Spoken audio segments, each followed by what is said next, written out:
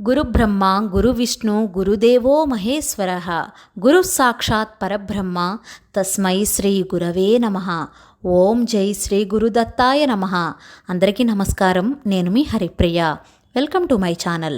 ఎందరో మహానుభావులు అందరికీ పాదాభివందనాలు. గురుస్థానంలో ఉండి మనల్ని మంచి వైపు వెలుగు వైపు నడిపిస్తూ ఎంతోమంది భావితరాలకు ఉపయోగపడే విధంగా ప్రతి ఒక్క గురువుకు శిరసు వంచి పాదాభివందనాలు తెలియచేసుకుంటున్నాను. గురు పౌర్ణమికి సంబంధించి నాకు తెలిసిన విషయాలన్నీ కూడా మీతో పంచుకుంటున్నాను. నేను గురువుగా భావించే దత్తాత్రేయ స్వామిని, కంచి పరమాచార్యుల స్వామివారికి నమస్కరిస్తూ ఇవాల్టి వీడియోను స్టార్ట్ చేద్దాం. ఈ పూజలకు సంబంధించిన సందేహాలను, ఆధ్యాత్మిక పరమైన సందేహాలను తీర్చడానికి మా అమ్మగారే నాకు మొదటి గురువు. నాకు ఏదైనా సందేహం వస్తే తెలుసుకుని ఆమె నా సందేహాలన్నీ తీరుస్తూ సలహాలు, సూచనలు ఇస్తూ మా అమ్మగారు శ్రీమతి అలివేలు మంగాదేవి గారు. ఆమె పాదాలకు శిరసు వంచి నమస్కారం చేస్తూ వీడియోలోకి ముందుకు వెళ్దాం.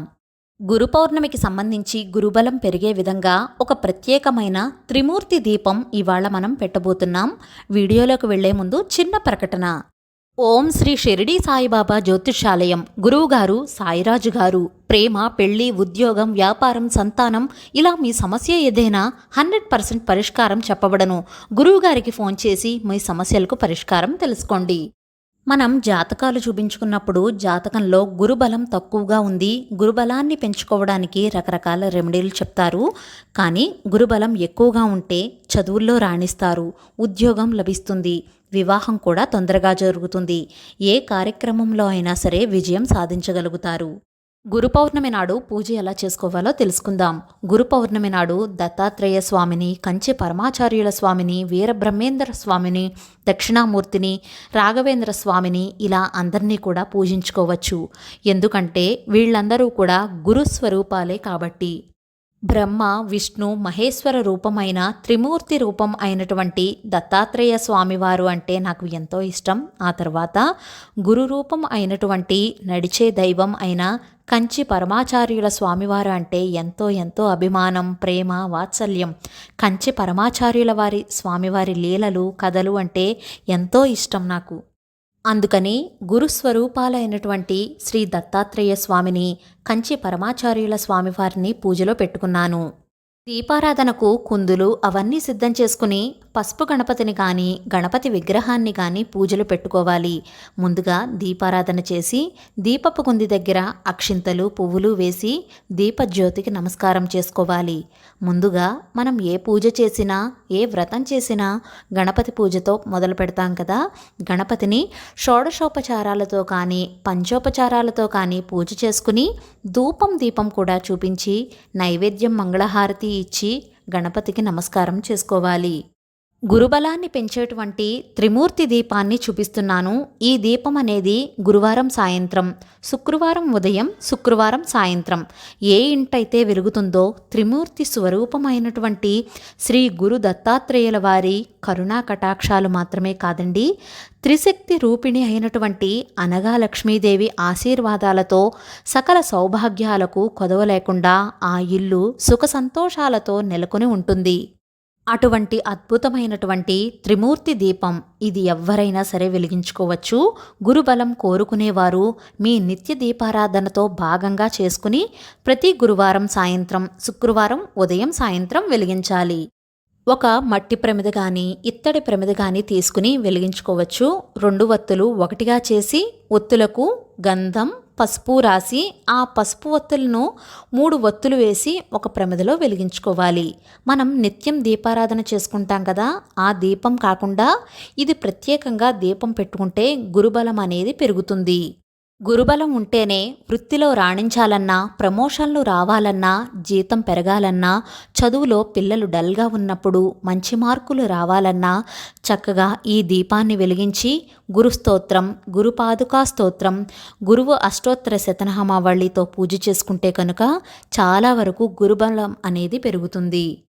మరీ ముఖ్యంగా చెప్పాలంటే ఈ దీపంలో త్రిశక్తి స్వరూపమైనటువంటి అనగా అమ్మ తాలూక శక్తి కూడా ఇమిడీకృతం అయి ఉంటుంది.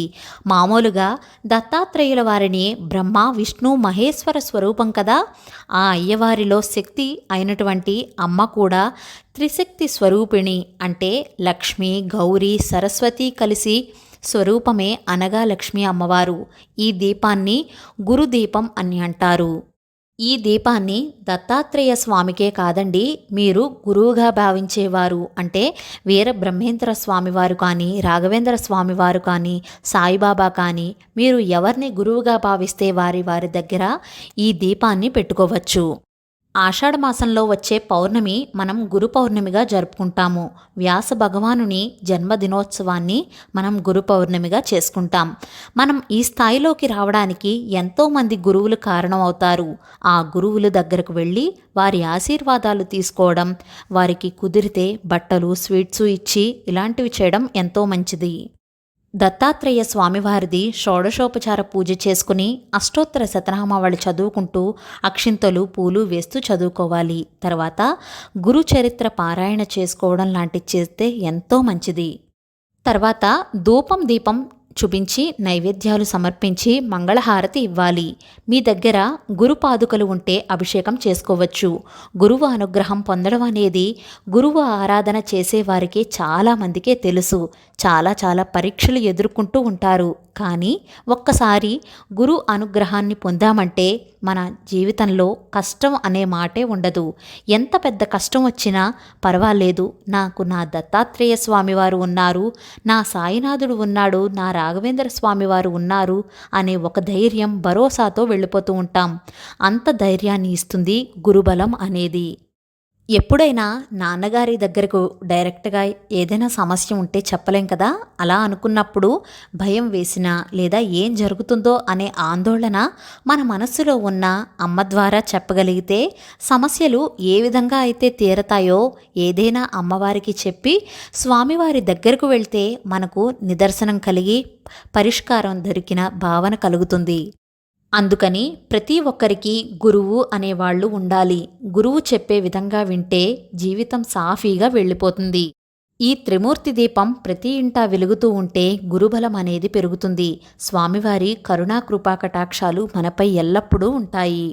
గురు పౌర్ణమి రోజున ఎవరికైనా లేనివారికి భోజనం పెట్టండి. శనగలను నానబెట్టి నైవేద్యంగా సమర్పించి అందరికీ పంచండి. గురు పౌర్ణమి నాడు ఈ విధంగా గురుదీపం పెట్టి గురు పూజ చేసుకోండి. గురుబలం అనేది ఖచ్చితంగా పెరుగుతుంది. మరొకసారి అందరికీ గురు పౌర్ణమి శుభాకాంక్షలు. ఈ వీడియో మీకు నచ్చినట్లయితే please like, share, subscribe to my channel. Thank you for watching.